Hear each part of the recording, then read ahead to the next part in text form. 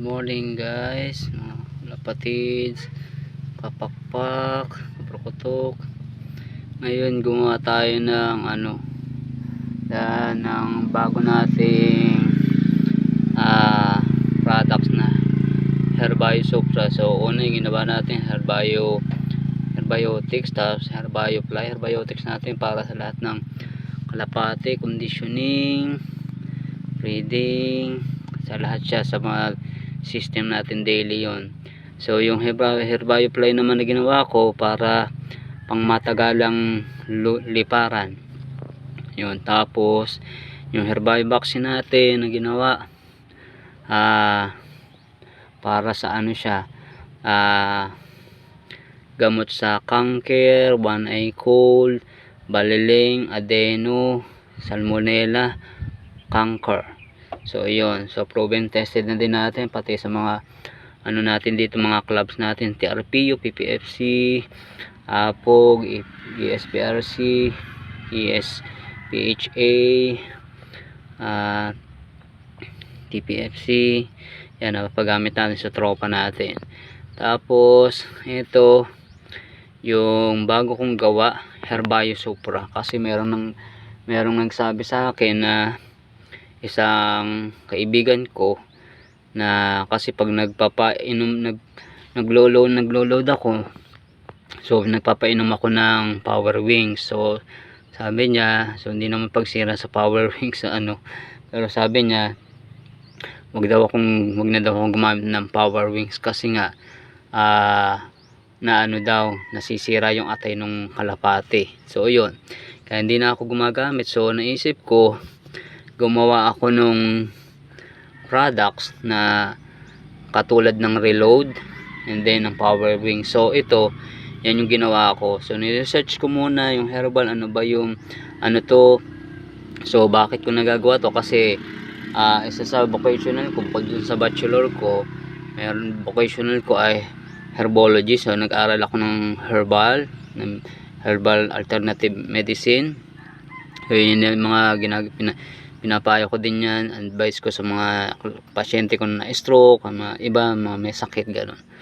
So and then, so yan, gumawa ako. So ito, harvest nito sa ika-10 pa. So ika-10 and then 11 noon ko palang matetestingan. Pero dun sa research ko, it's more on flowing sa blood cells ng mga kalapati sa tao. So yun, applicable naman yun sa mga tao natin, mga kalapati natin, pwede din kasi ganun din naman yun. So ayun, so masusubukan natin to sa ika-11 harvest natin. Actually marami na nating kaibigan na nanghingi sa atin. Sabi ko, sige, patetestingin ko kayo. So susubukan natin sa ating 120 days. Hindi tayo gagamit ng wala tayong gagamitin kahit anong gamot, basta purely na ito na Herbio Supra natin. Kasi ang epekto niya,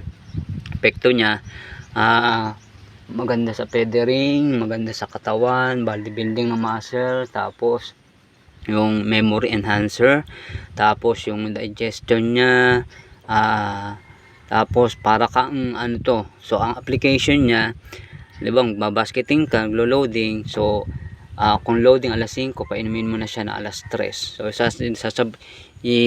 lang natin siya, papasok natin siya sa ating system. So in a week, siguro magpapainom tayo nito 6 times a week.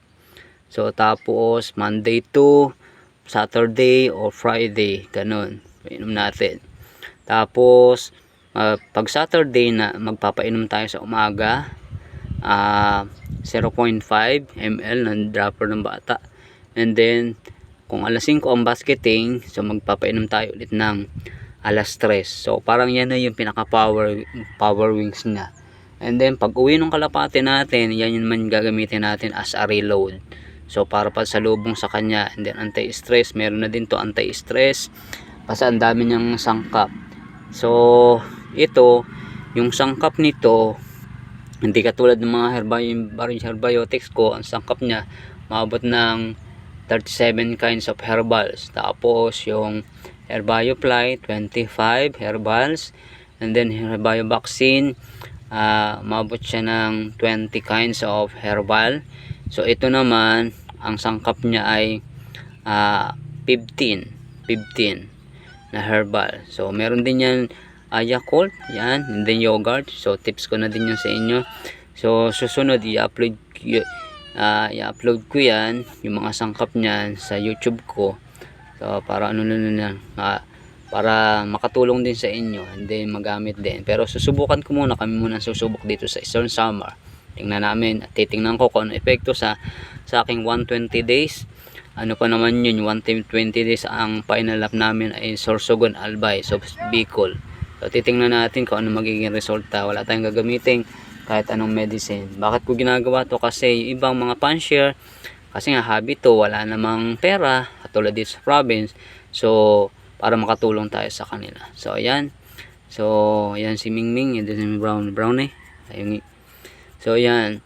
Pag ayan yung ginawa natin, so malapit na siya. So grabe yung pag ano nito, sumusubo to eh. Ayan.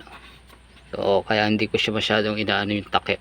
Yan yung secret nito, pag gagawa kayo, huwag masyadong i-close yung takip. Basta ano lang, pag naramdaman nyo ng nakalak, okay na yung para hindi siya sumubo ng grabe. At least nakakasingaw-singaw siya. Pero at din papasukan ng ano ng germs. So yun. So dyan muna guys, and then update ko kayo sa susunod na mga videos ko, and then kung ano maging resulta nito sa ating 120 days at sa mga warriors natin. So ngayon malaro tayo ngayon sa TPFC and then AFOG, and then TRPU at PPFC. So try natin gamitin to na hindi na tayo gagamit ng ibang gamot sa ating mga kalapate. Ito na lang Herbio Supra, Herbiotics at Herbio Fly at Herbio Vaccine natin. Ayan. Bye bye muna ngayon guys.